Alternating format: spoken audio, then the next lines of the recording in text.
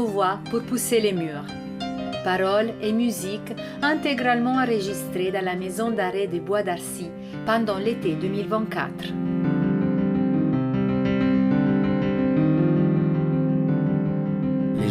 Les personnes y croient que c'est le fait d'être enfermé qui est dur. Pour ma part, non.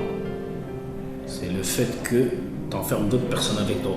Malgré qu'ils sont dehors, quand ils marchent, ils pensent à toi, qu'est-ce que tu fais, qu'est-ce que tu sais, qu'est-ce que tu sais. Je suis incarcéré avec ma femme, je suis incarcéré avec mes enfants, je suis incarcéré avec ma mère, je suis incarcéré avec mes frères et sœurs, je suis incarcéré avec mes amis. Mais chacun avec un périmètre. Moi, mon périmètre, c'est 6 mètres carrés. Et leur périmètre, c'est ça. Et ils sont incarcérés à cause de moi parce qu'ils pensent tous les soirs à moi.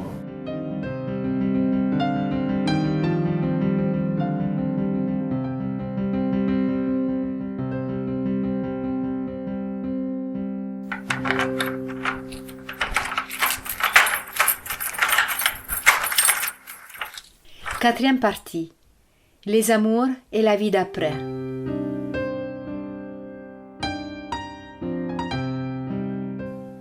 La famille. Depuis que elle vient, j'ai pu voir des qualités d'elle que je ne connaissais pas. J'ai pu voir des qualités de moi aussi que je ne connaissais pas.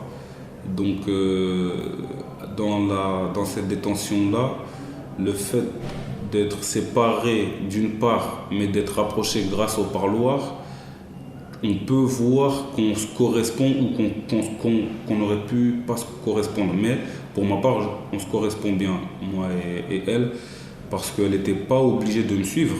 Elle pouvait continuer de travailler, de faire sa vie et de m'attendre dehors. Mais non, elle a préféré de se mettre en détention avec moi, de se priver de tout et de venir 3 fois par semaine au parloir, sachant qu'elle est à 50 km d'ici, lundi, mercredi, vendredi. Donc quand je vois ça, moi, je me dis waouh. Et donc je me projette à l'avenir et je sais que n'importe quelle expérience que je passerai avec elle, je pense qu'ils seront toujours facilités parce que je suis en détention et elle m'a facilité cette détention-là. Je dirais que je suis extrêmement surpris et fier de comment elle gère cette situation. Parce que c'est pas facile pour elle. Je m'en doute bien de se retrouver toute seule avec un enfant à gérer alors qu'avant on était 2, même pour les tâches de la maison, de la vie quotidienne, le travail, la gestion, parce que il faut gérer tout ça. C'est énormément de gestion et j'ai envie de dire que je suis très fier d'elle. Ça m'a conforté encore plus par sa loyauté, parce que pour moi une femme c'est beaucoup plus loyal qu'un homme. Je me suis souvent posé la question, est-ce que moi, si elle était dans une situation similaire, est-ce que j'aurais assuré comme elle assure aujourd'hui? Dans ma tête, j'aimerais, mais je ne sais pas si je serais aussi efficace qu'elle. Et sincèrement, la place de la femme d'un prisonnier, c'est vraiment solide. Il faut vraiment être forte mentalement, être loyal, c'est une qualité que j'avais pas conscience qu'elle avait en elle.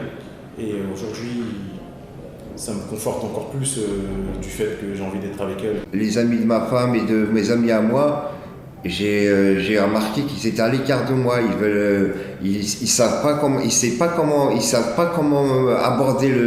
m'aborder. Parce que la prison pour eux c'est un truc c'est des trucs inimaginables. Alors ils n'arrivent pas à trouver les mots. Ça fait que j'ai que ma mère et mes frangins qui arrivent à être autour de moi, qui arrivent à nous trouver les mots pour éviter qu'on se mette à gamberger. Moi j'ai encore mes 2 parents, mais j'ai perdu mon frère il y a 2 ans. Il y a 2-3 ans j'ai perdu mon frère en étant incarcéré. Et c'est des choses qu'on ne s'en remet pas vraiment en fait. On fait pas de deuil, pourquoi? Parce qu'on n'est pas là. C'était le plus grand de mes frères. J'arrive toujours pas à y croire. Et c'est douloureux. Et on va pas. Le grand frère, normalement, il doit donner les directives. Si un jour je pars, tu t'occupes de la maison, je t'occupe de la maman, tu t'occupes des frères. J'ai pas eu ça, moi. Il est parti, ça m'a arraché le cœur. Et du coup, on s'y fait pas. Je lui fais pas vraiment, j'arrive pas à le faire. Le deuil, on le fait pas. J'étais incarcéré à l'étranger, en Espagne. J'ai pas pu être là. Et jusqu'aujourd'hui, il y a une honte qui s'est installée quelque part, une culpabilité, une honte auprès de ma famille. Je le vis très mal et je me suis toujours pas fait. Je suis fou amoureux de ma femme, je suis fan d'elle. Et ne serait-ce que pour elle, pour ce qu'elle fait pour moi, c'est mémorable, c'est marquant. Parce qu'elle fait ce que plus personne ne fait aujourd'hui, de soutenir quelqu'un pendant des années. Alors que la famille, elle se dit, tu te rends triste, regarde comment t'es. La famille, elle la soutient pas forcément parce que elle est issue d'une famille où il n'y a pas de délinquance, il n'y a personne qui a été en prison. Ils comprennent, ses familles, ils ne comprennent pas forcément son choix à elle, mais c'est le choix du cœur. Elle a choisi de l'amour, elle me soutient, elle m'attend, et c'est ce qui me permet de sourire tout le temps et me permet de résister.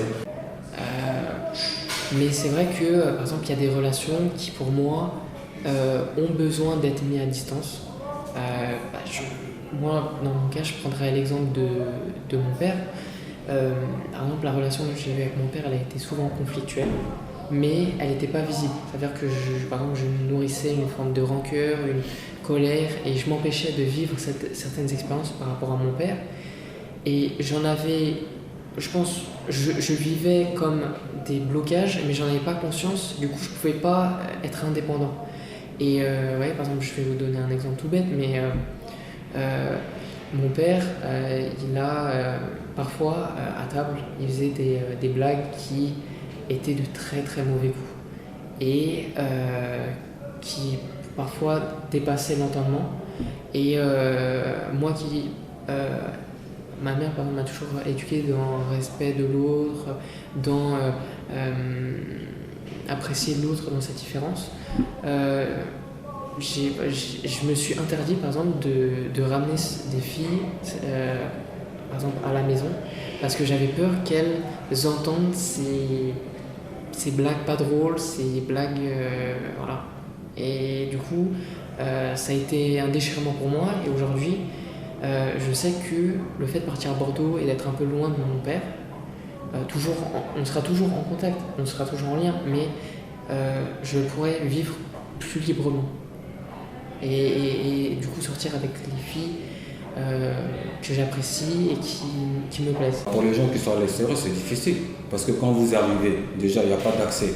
Quand vous arrivez, il faut donner tout de suite des nouvelles à vos parents. Si vous avez, moi par exemple, de mon cas, personnellement je parle de mon cas, moi quand je suis arrivé, je connaissais pas le numéro de ma mère, par exemple.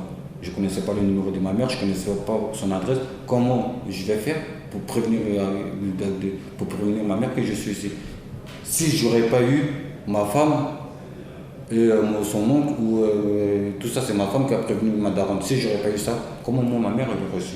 Masqué, ça fait 5 mois. Je lui ai dit, je lui donne le numéro de ma mère pour avoir accès à la cabine, pour pouvoir parler à ma mère. Bah ça, je ne l'ai pas. Je ne l'ai pas. Donc si je n'aurais pas eu des gens dehors pour dire à ma mère que je suis en prison, elle ne le saurait pas. Elle va aller dans tous les hôpitaux pour savoir si je suis mort. Bah non, c'est dégueulasse. Qui vous manque le plus? Mes enfants. Honnêtement, c'est mes enfants qui me manquent le plus. Mes enfants, et mine de rien, mon travail, parce que je suis quelqu'un, j'aime bien travailler. Avec mon frère, j'ai une relation, il me gère beaucoup ici aussi, il gère tous les extras, par exemple les appartements, il m'a énormément aidé, mon petit frère, il m'a énormément soutenu, il m'a aussi, au début c'est lui qui me ramenait tous les vêtements, qui gère un petit peu, parce que ma femme au début elle était un petit peu paniquée, elle ne savait pas trop comment faire, et puis lui il avait ce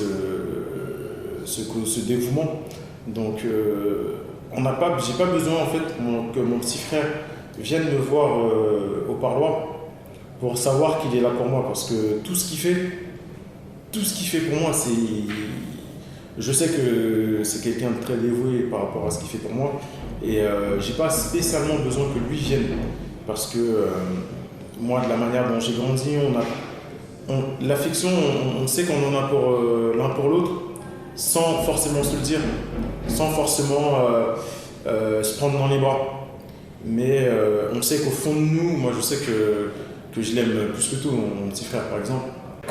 Concernant les anniversaires, le fait de ne pas être présent déjà, pour l'anniversaire c'est un moment important pour l'enfant.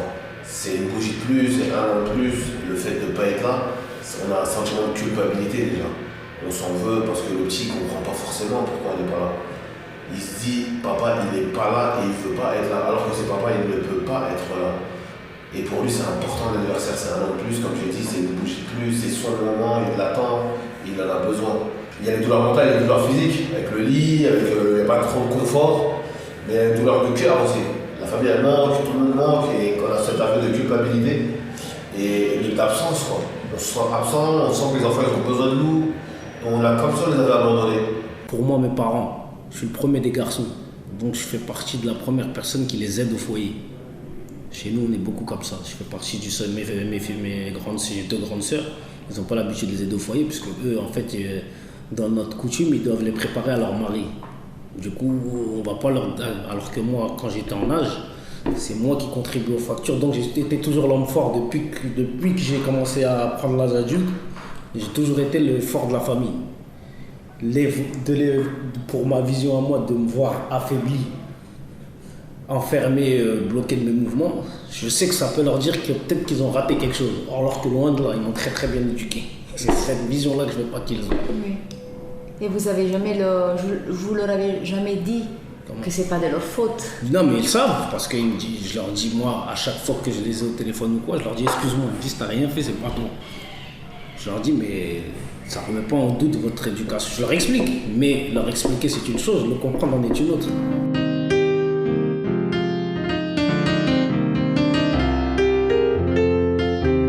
Revenir après la prison.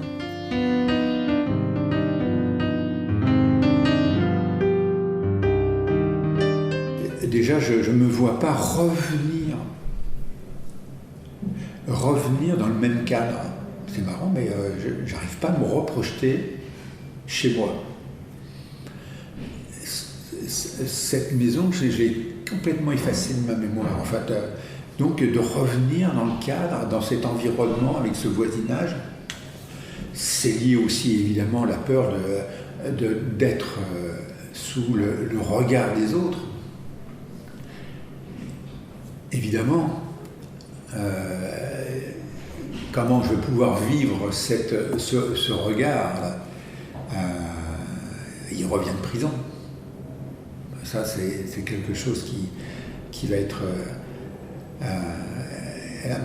pour l'instant, donc, dans l'environnement de ma femme n'a pas fait... Ils ne savent pas que je suis en prison, les voisins, mais...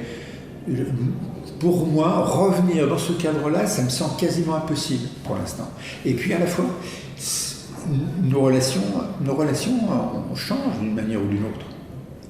Elles changent parce que on ne projette plus de la même manière, c'est-à-dire sur un devenir, être dans ce devenir, c'est-à-dire être. Qu'est-ce que je vois? Quels sont mes désirs pour le peu de temps qui me reste à vivre dans ce contexte? Il va falloir que je réfléchisse à l'essentiel, quoi. Pour moi, c'est ça, sachant que il va falloir qu'on le construise, on en discute d'ailleurs, parce que c'est l'avantage. L'avantage, c'est que je fais part à ma femme de l'évolution de ma pensée sur ma future existence à l'extérieur. On est en mandat de dépôt, ne pas savoir quand la peine se terminera. Combien de temps on va rester jusqu'au jugement, tout ça c'est très compliqué. Donc se projeter en détention, pour moi c'est impossible. Et c'est ce qui cause beaucoup de peine, on va dire, à ma petite amie lorsque l'on parle et que je lui évoque le fait que moi je n'arrive pas à me projeter. Donc c'est souvent un sujet de discussion assez souvent, assez régulier. Voilà. Moi, j'ai fait ma réinsertion ici et quand je sors, je suis inséré. Ça veut dire qu'il faut la préparer ici. Il y a plein d'outils qu'on vous expose, qu'on vous propose et qu'on n'impose pas en plus. On n'impose pas, donc ça ne veut pas dire si tu ne le fais pas, tu auras une sanction, ta peine à dire plus longtemps. Non. Au contraire, si tu le fais, ça va réduire ta peine, ça te porte des diplômes, des connaissances, du travail, de l'argent. Donc, franchement, on est 22h sur 24 aux cellules, on n'a pas d'excuses, à part dormir, manger ce que tu veux faire. Donc profite Et c'est maintenant que si tu le fais pas ici alors que tu as tout le temps, c'est quand tu vas le faire dehors. Et en fait, j'aimerais recommencer, on va dire, ma vie dans une autre ville. La ville de Bordeaux serait une ville que je trouve très, très bien. Et puis elle est proche aussi du Portugal, parce que mes parents sont portugais et moi j'ai la double nationalité. Donc du coup, ça veut dire que je serais plus proche d'aller les voir en avion et eux qui viennent me voir.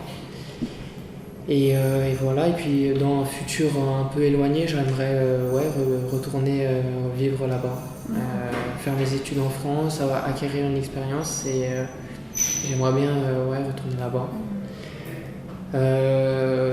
Quand je sortirai, j'aimerais bien voyager.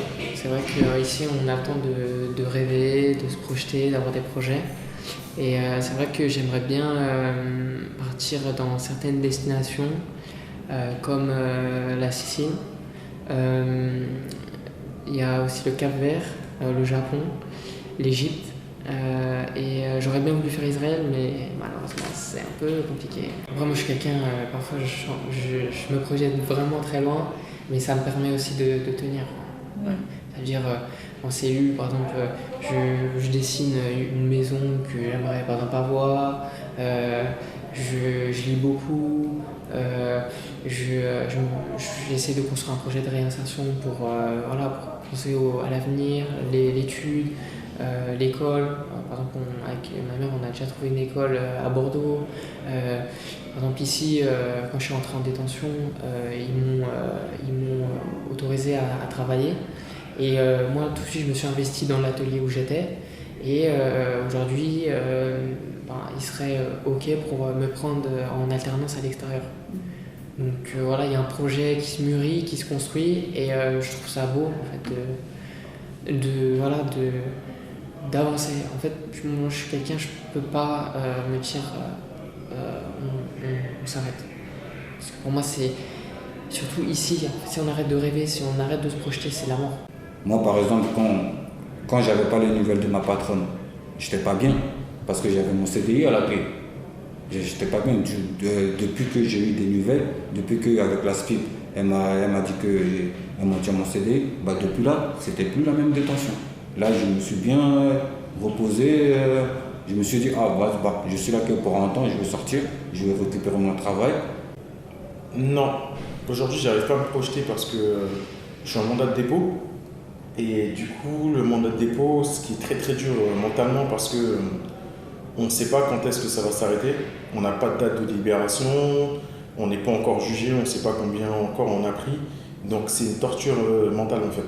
C'est vraiment une torture mentale parce que justement on ne peut pas se projeter, on ne peut pas faire de projet, il n'y a pas de vision. Donc du coup on vit le jour et on attend juste que ça avance en fait. J'essaie de sortir d'ici avec plein de diplômes que j'aurais pu essayer de passer à l'extérieur mais que j'aurais été obligé de payer et que là je peux les passer gratuitement, j'en profite pour pas arriver dehors et pas savoir quoi faire.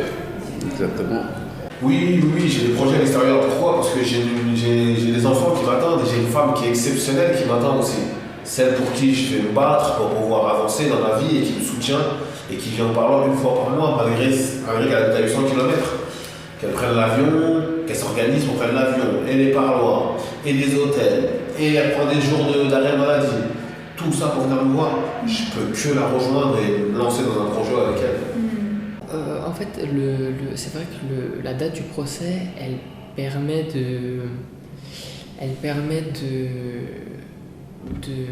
de poser, on va dire, une fin de chapitre sur la période avant le procès et de se projeter sur l'avenir. Mais par exemple, il y a certaines personnes qui vont prendre plus de temps prévu que d'autres. Et du coup, ils sortiront plus vite que ceux qui auront pris plus longtemps. Et je pense pas que c'est tant savoir combien de temps, entre guillemets, on va rester, mais les projets qu'on fait ici et aussi à l'extérieur. Parce qu'une personne qui sort dans 6 mois et qui n'a pas de projet, et une personne qui sort dans 3 ans et qui a tout, entre guillemets, préparé, ou en tout cas préparé ce qu'il pouvait préparer, oui, c'est la construction, elle commence ici. Il y a le travail de soi, se connaître, travailler sur soi. définir ce qu'on veut, ce qu'on veut plus, nos attentes, nos objectifs, et c'est ici que ça se mûrit. Moi, pour moi, j'ai un sentiment que c'est pas la prison ne va pas t'aider à t'en sortir en fait. Ça va plus ça va plus te réveiller tes mauvais démons à refaire des bêtises parce qu'ils peuvent te mettre avec des gens, vous n'avez pas la même peine. Donc moi, franchement, c'est ça, moi j'ai pas cautionné en prison. Je nous jette dans la savane, débrouillez-vous.